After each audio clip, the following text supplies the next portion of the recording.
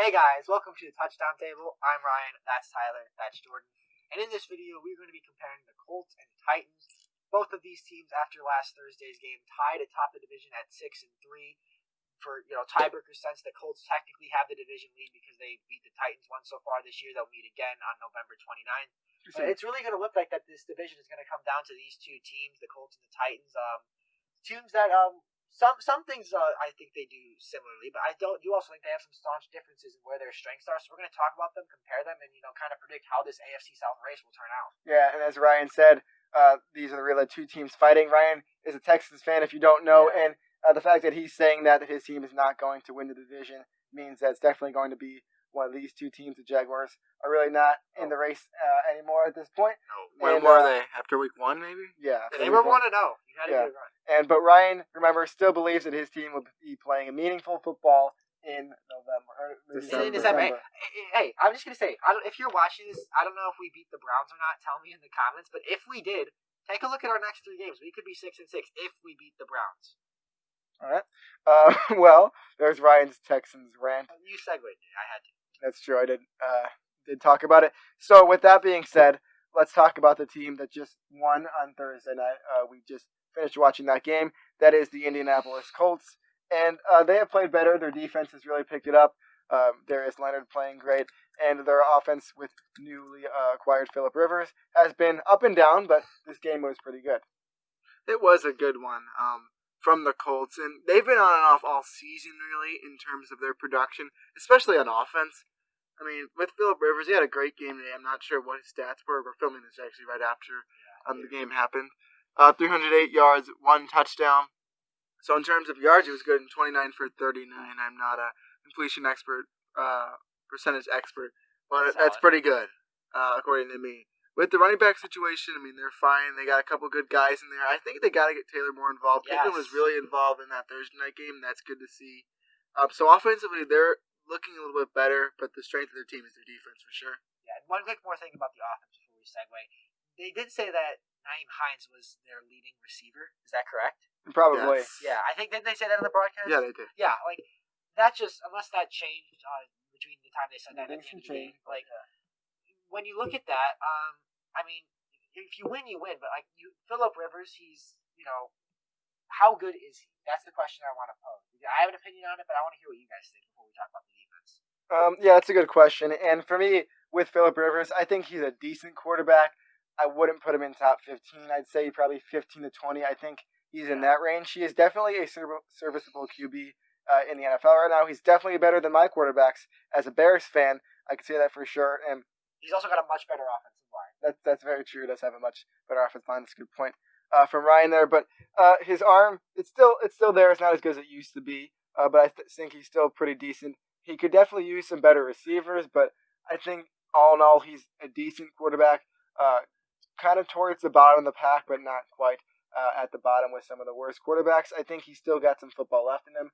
Obviously, he's playing with the Colts, and obviously the Colts are doing pretty well with him under the helm, at least in some of their games. So I'd say 15 to 20, top 15 to 20 quarterback right now for Phillip Rivers. Yeah, that's where I had him at the beginning of the year, and I would agree with Jordan on that. I mean, with the offensive line, that helps him out a ton, makes him look better at times with guys like Quentin Nelson, Ryan Kelly. That's just some of them. There's a lot more. The offensive line has been really good for a couple of years. They really looked at focusing on the offensive line, as teams should do. That's why they're finding success on offense, even if their personnel around them isn't the greatest at the wide receiver position. Running back position is getting there, and the quarterback being middle of the pack, this offense can still put up 34 points, as we saw on Thursday night. Yeah, my defense got -5 points in fantasy. I had the Titans defense, but, clearly, hey, maybe I came back and won. I mean, by the time you're seeing this, I'll probably know that, but we'll see. Anyway, he's got Dalvin. Well, I do. One quick thing I do want to add is I've said this since before the season started. Phillip Rivers, he can keep that team afloat. He can keep them in games. But as far as truly carrying this team to the Super Bowl or even really close to that, I don't think so. I think, like, when we talk about him, like, even in this video, we've used words like, like solid, decent, okay, serviceable. Like, he could get the job done, but I mean, he's just not what he once was. And this guy had a great career. I don't want people to forget that. He's just, this could very, I don't know, what deal did the Colts sign him to? A 1-year deal or a 2-year deal? I think it was 1, but I could be wrong. Yeah, double check that. But if it's 1, will he retire after this year? Who knows? I mean, he's got a big family, so maybe he wants to spend some time with them. They all moved, by the way. What? They all moved to Indianapolis. Oh, just now? I think they did at the beginning of the season. Okay, I think he moved them all. I mean, That's what I heard. Yeah. Signed a 1-year, $25 million contract. I think they moved to Florida. They did? I think so. I heard something about that in the offseason. Oh, yeah, because didn't everyone think he was going to go to Tampa then? Yeah. Yeah, but I mean, that's besides the point. Yeah, how far can Phillip Rivers take them? I mean, I said this before the season as well. Like, when the Colts win games, very rarely will you say Phillip Rivers won them that game. You'll say Phillip Rivers helped them not lose, but at the end of the day, it's this defense, it's this O-line, it's this group of running backs. I mean, that's really what wins games for Indianapolis. The offensive line, the defense, we mentioned the players they got. They got Buckner in the offseason. That was a great move. The linebackers are still great. They have Xavier Rhodes, who's kind of had a re-emergence after a rough year last year. So really, I mean, the Colts, I think it's safe to say, even you who picked the Colts, I think they even impressed you a little bit because you did not expect this margin. No, I did not expect this margin. I thought it was going to be a good game. It was different than I thought it was going to be because it was kind of a one-sided game. It was close for a little bit, but then the Colts definitely took over. But this game was, of course, Phillip Rivers played well. This offense played well, but I feel like it was led by that defense a lot, holding the Titans to 17 points, and then also getting that block kick return too as well with the special teams. So whenever you score a special teams touchdown, please win the game because the stats say you should, the analytics say you should, and if you don't, then your team and your special teams coordinator is going to be very upset on Monday. Yeah, and the last thing for me before we move on to the Titans side of this all is just I feel like the Colts defensive front in general, the defense as a whole, very underrated right now. They're one of the top defenses in the league. You saw what they could do on special teams as well, holding a good Titans offense to 17 points, holding A.J. Brown to 1 catch. Granted, he dropped a couple, but that's not the point. But they played well again, and they've been a little bit on and off. They've had their times where it's not the greatest, but for the most part, this front seven, the linebackers, the defensive front, has been great for the Colts team, and they got to get some more credit. So let's talk about the Titans. Well, now. Before we jump to the Titans, just want to talk about the Titans some right information real quick on Phillip Rivers. So Tyler, you're right. Phillip Rivers said his family has permanently moved his family from San Diego to Florida. And what this means, football-wise, is to be determined. But it was time to move us back home, or back closer to home, Phillip Rivers said. With that, let's move, just like Phillip Rivers' family did, to Florida. Let's move to the Tennessee Titans. Not all the way. Yeah, a couple states away. Yeah, in Tennessee is where we are right now. Yeah. That's where the game was played. By the way, a home game, too, and they got blown out like they did. It was impressive on part of the Colts. We were there. Yeah, but the point is, let's talk about the Titans now, because they were not what we're used to seeing, especially on offense. Defensively, we know it wasn't great. They got Jadeveon Clowney back for this game. Their cornerbacks are all right. There's a couple guys in there where it's okay. Ryan's favorite guy, you could talk about about him if you want to. Number 21. Oh, okay, yeah. Say his name. Malcolm Butler. Thank you. Yeah. I just had to. We have an inside joke about Malcolm Butler, so I just wanted to. But their secondary has been a problem. Stuart to explain, we're not going to. Yes. I think the Desmond King trade, I mean, he had an instant impact. His first game scored a defensive touchdown. So I think Thank you, David Montgomery. Better. Yeah, I mean, it's not terrible. I mean, at times the Colts were able to take advantage of it, but it was a lot of the defense that we saw from them. But offensively, Ryan Tannehill still playing great this season. People expected him to kind of decline once he got the big contract. That hasn't happened very much. Besides this game, A.J. Brown has been great. Corey Davis got more involved. Ryan Ferkser, I think is what it is. I think it's Anthony Ferkser. I don't know. I'm going to check. Ferkser, something. He's really been a guy who's emerging. Anthony Ferkser. And as you can tell, he's a guy not a lot of people know, as I just got his name wrong, but a guy who more people are going to get to start to know, as well as Johnny Smith at the tight end. So the offense is good. It's kind of an opposite thing where, their offense is their strength, as to the Colts, the offense is their weakness. Defense is the Colts' strength, and the defense is the Titans' weakness. Yeah, absolutely. And we talked a lot about this Titans defense so far. They are kind of towards the bottom in a lot of stats and passing and rushing as in terms of defending those two areas of the field. But their offense has been pretty good, of course, led by the phenomenal running back Derrick Henry, having another 100-yard game on the I ground. didn't even So, mention him. Oops. yeah. The most important player on We'll the talk offense. about him a lot. Yeah, of course. We will definitely One of talk the about most him a lot. He is a huge, huge part of this team. But also, Literally. that's true. He's a big boy. Big boy. But he's not this whole team. It's not like Dalvin Cook because Ryan Tannehill and this passing. I like that one. Okay. Well, Ryan Tannehill and this passing offense carry their weight. A.J. Brown having another good season when he's not injured. He broke his streak of scoring this week. It was for, I know, a few weeks in a row, maybe like 4 or 5 weeks in a row where he had scored, and he's been getting a lot of yards too. Some other guys stepping up, like Tyler said, Corey Davis said, is a big one because he was a guy who was looking like he was going to be a big bust. I think he went in the first round, and things were not looking good, so it's good to see him playing better again this year. And Ryan Tannehill, Tyler talked about how he's playing better than a lot of people expected. I was one of those people. I didn't think he was going to be awful, but I was not expecting this Tennessee Titans team to be what they were at the end of last year. And I think to an extent, they're not the same as they were at the end of last year. I think they were more dominant then. I think they were more scary, and I think more teams have come to figure them out a little bit more. But Ryan Tannehill, he's still playing great. I feel like he's old, but he's really not crazy old. Someone look up his age, please.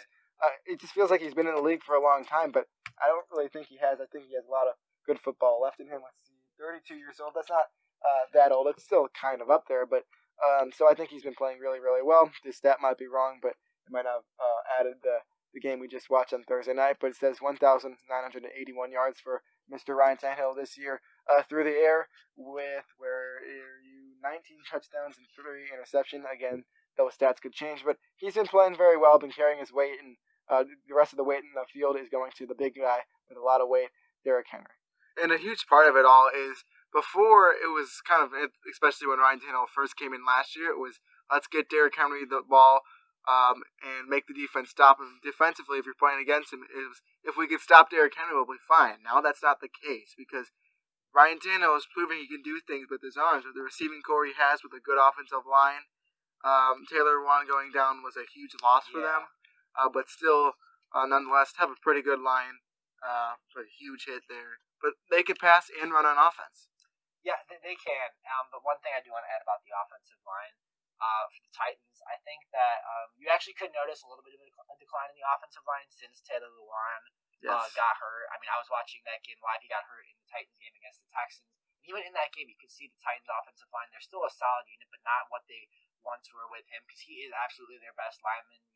Definitely one of the well-respected left tackles. Scariest. He is, intimidating. Not a guy you want to go up against. I mean, almost kind of their version of Quentin Nelson in a way when you try to compare these two teams. Except Quentin Nelson seems like a teddy bear, as Lewan, he's kind of like a big monster. That's just kind of how I see it. I could see a teddy bear in Taylor Lewan too. Okay. Teddy bear, have you heard the things he said? He's a Yeah. crazy boy. Like Ted. Have you seen Ted? Oh, that's kind of like that's kind of like him. Yeah. I've never seen the movie before, but I've heard seen stuff about it. Yeah. I haven't even seen it, but just from what I've heard, that sounds like that would be the teddy bear he would be. Yeah. I'm just so glad we got in that conversation. This is in-depth analysis stuff here. You can't get this content anywhere You clicked on this video to hear what we just said, but now I think we're done talking about both teams. Can we talk about panda bears now, or we're not going into that? Maybe koalas. Anyways, red pandas. I like those. Those are cute. But let's talk about the AFC South race now, because I believe this is going to be the title. I don't know what I'm ending out titling this, but it's going to be interesting between these two. Ryan mentioned earlier the Colts are in the lead at this point because they beat the Titans in the head-to-head matchup.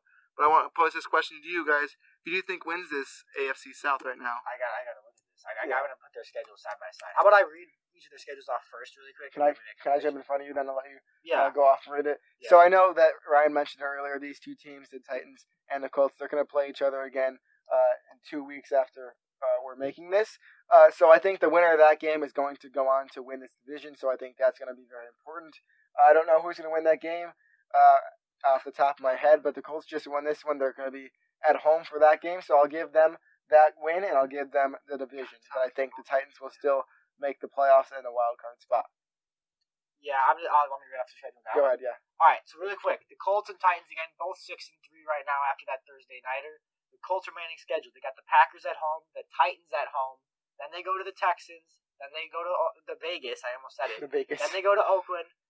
Vegas. Then they have the Texans at home. So the Texans twice in 3 weeks. Then they go to Pittsburgh, tough one, and then they round out the season with a nice, comfy home game against the Jaguars. So Packers, Titans, Texans, Raiders, Texans, Steelers, Jaguars. I think they're gonna win about half of those. Yeah, we'll see.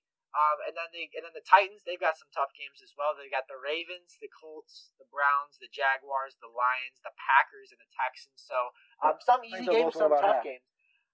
I mean, it's really gonna. Do you want to make your prediction first? I don't know. I feel like you should just jump on my train. Whoever wins their next game is going to win this division. I like that train. But who do you think that is? I said the Colts. Okay. Well, I think I picked the Colts to be ahead of the Titans at the beginning of the year. But just looking at these teams right now, the Tennessee Titans seem to be a bit more consistent to me. And I know they lost in the home game, and they're going to have to get a big win against the Colts on November 29th. But I think they can pull it off. And with that, I think they're going to win this division. I think it's going to be close until the end. But right now, my prediction is that the Titans win it. Yeah, I mean... Like the tie. I'm going to provide a little more analysis to stall, but then I'll make my pick. Okay. I mean, you look at these two teams' schedule, like I mentioned, you do see some common opponents. They obviously play each other on November 29th, as you said. They both play Green Bay still. They both play the Texans at least once. And both of the Jags. They both play the Jags. So it'll be interesting to see because we're going to really get to see a lot of who these teams are down this final stretch. It should be a very fun division race. And who knows? I think it will be close, but I'm going to say that next time the Titans and the Colts meet, the Titans get their revenge, and then Tennessee will escape with the division. It might come down to Week 17. In fact, I would not be surprised if it does. But, I picked the Texans to win the division at the beginning of the year. That's almost certainly not going to happen, especially I think I did too. Especially if they lost it. Yeah, well, who did you pick? I picked the Colts or the Texans. I don't know which one. We got to go watch. We'll show the tape maybe. I don't know. We'll go watch it back. He's not watching it back. Yeah. I don't know. It's late. He's got to edit this late. So. Oh, yeah, that's true. I don't know. But I respect him. Anyway, I'm going to say the Titans beat the Colts on the 29th and go on to win the division. All right. It's going to be close. It definitely is. That's why we're making this video, because both these teams have so much talent and are going to be good. And it's going to be down to the wire at the end of the year. I was a big Colts guy at the beginning of the year, and I still am now. Are you a Colt guy? Colts. Oh, okay. I guess. I mean, depending on, I'm talking about the Indianapolis Colts, to be more specific. I know where you're trying to go. Don't take me down that road, please. But or at least one. Yeah, both these teams really good. Me too. We're all really excited to see how it plays out in the AFC South. It seems like it's a 2-team race at this point, unless some miracle happens in Jacksonville or Houston, which I don't think it's going to. So we're not even talking about them, except Brian did a little bit. Hey, Jake Luton's gonna take them out from the ashes. Okay. Well, let's end it on that. Another Jordan quote to end our video. So thank you guys for watching this video. Make sure to like this video, subscribe to our channel, hit the notification bell, comment your opinions about these two teams down below, as well as anything we said about these two teams. Make sure to go check out our podcast where we'll talk about all things football, college, and NFL. And with that, we will see you guys later. See ya.